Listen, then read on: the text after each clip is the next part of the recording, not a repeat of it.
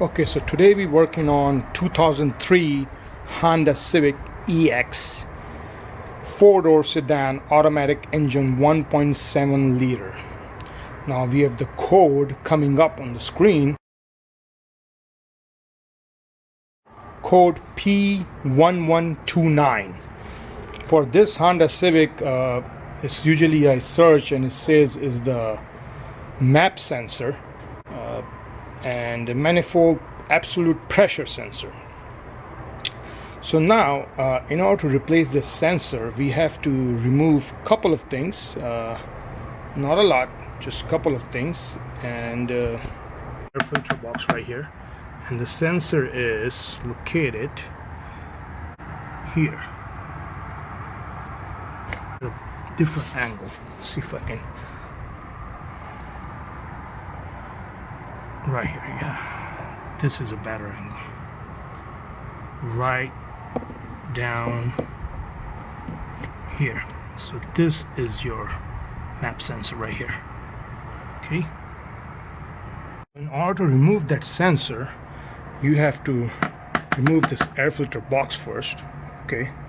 So the way you gotta do that is you remove these 1, 2, 3, 4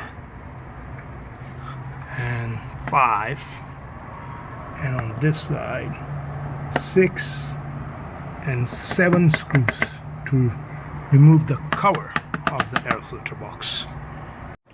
Now these nuts or slash screws, because you can use either a Phillips screwdriver on these, or you can use an 8mm socket ratchet and remove these.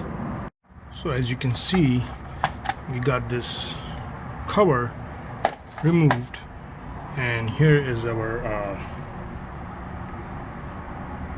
air filter. So better look at the air filter. Okay, and so you just remove this air filter out of the way, and here is your remaining air filter box. Alright, so now a couple of things that we got to remove is this right here. So you just unclamp it with the pliers. In my case it's a little bit loosey, so I can do it with the hands. So you unclamp this, pull it backward right here, pull this backward, so this pipe has to disconnect. Okay, and there are also two 10mm nuts that are holding this box, and let me show you, and one screw. Let me show you where that is. So here is one of it right here, and the second one is right over here. So we remove this one and this one, and then there's a screw right behind here, right there, this one, that one right there, this guy right here. Okay, right here. Okay, so you gotta remove this, unscrew it, and go, and then this you gotta remove. Now that bottom screw was very chewed up right over there, so I had to use actually this long extension 8mm socket and ratchet to just wiggle it, just turn it, and then from hand I was able to lose it. And then we have to disconnect this plug for the one of the sensor. So you just push it and remove it.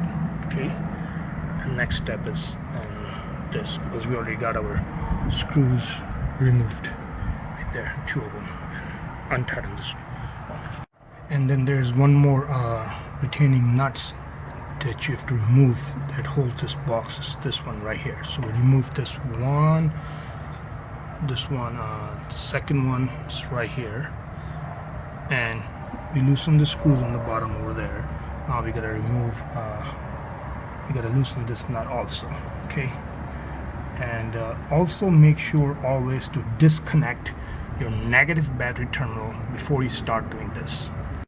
So now all the screws, retaining screws, and the nuts are loose.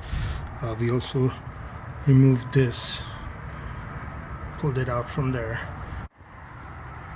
Make sure also to unplug the connector for the sensor before removing it, which is right over here. So you just push it in and pull it out. Here's a screw, and it was really stubborn, so I need to put my power tool on it to remove it.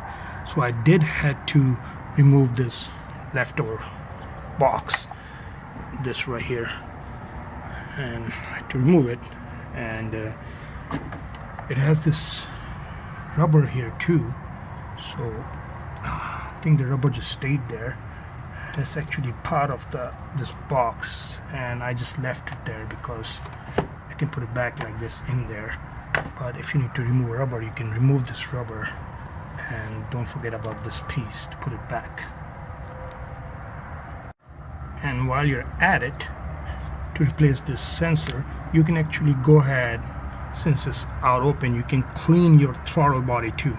And as you can see, it's a little bit dirty here, got some buildup right here. So I'm going to move the plate and clean it from inside a little bit, and then we'll spray here with the throttle body cleaner, and we're going to clean this throttle body too. While I was at it, using a throttle body and air intake cleaner. Also, I got this from O'Reilly's. So we cleaned the throttle body, and then I was able to remove this screw by using this tool. Basically it's a driver tool, a hex tool, and I put this Phillips screwdriver kind of head on the top, and then and we have successfully removed the old sensor. So here's the old sensor, and I think it is made by Densko, I believe. Yeah. This is how it looks like, and we have removed the old sensor successfully, but now we have to install the new sensor successfully. So we have got our new sensor now, and this is not the Densko one, but still I didn't want to pay 80 bucks for a sensor, so I got this one. And I looked at the reviews, and it looked pretty durable, and the reviews were good on it, and I paid $40 for it. And this is from Spectra Premium, and it's called Spectra Premium, model number, or the item number MP118. Spectra Premium MP118. Now I have to tell you, the Densko one goes right in very smoothly, because maybe it was there for a long time, I don't know. But this one was really hard to push in, but you do have to push it in, and you will hear that click when it goes in. Okay, and now we have to connect our connector here back, okay, and then we put everything else back. So we got our connector back in there. Don't forget to put your screw back in. Got the connector back in there, screw back in, sensors there. Moving along. Okay, now take this ring out. This was the screw that I was talking about earlier. Underneath that, we couldn't have a good view on it. It was very dark there. And this is the one that was kind of, I had to unscrew it with ratchet and socket because this thing was corroded inside, so I couldn't use the Phillips screwdriver. I had to use a ratchet extension and a socket. Best way to do it is take out that rubber piece from there and put it back in here, which goes inside there like this, and then you can put the clamp over it, and then you can put all this setup back in there. So here it is. So we got this pipe back in. Make sure to put the clamp back. Okay, so you gotta put the clamp back over here. I'm gonna put it with the pliers, needle nose plier, regular pliers. So you got the pipe back in. We got this pipe aligned in here with that, okay, and we have this pushed in. Alrighty, And here's the hole for the retaining screws. 1, 2, and 3. And we got a screw in the bottom, that clamp, and then we're gonna connect that connector back in this sensor. So we got our connector back in. So we got our 10mm retaining nuts back in right there. 1,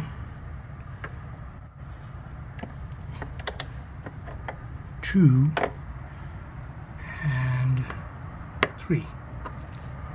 Okay, so now we put our air filter back in place. We have the air filter back in. So now it's time to put the cover. So the cover is back in. Now it's time to tighten these kind of Phillips or 8mm nut back in. 1, 2, and there's third one right here. 4th, 5th, 6th, and 7. Total 7 of them. So these screws are back in the place. Now it's time to connect our negative battery cable again. Here. And we're going to tighten this up with the 10mm nut driver. Alright, so everything's back in place. Negative terminal is back in place. It's tightened up. Everything is how it's supposed to be. Okay, so this is how you replace the map sensor on 2003 Honda Civic, and also how to clean the throttle body while we're at it.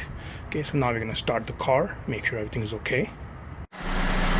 Okay, so the car is running fine and everything seems to be normal and it's all good.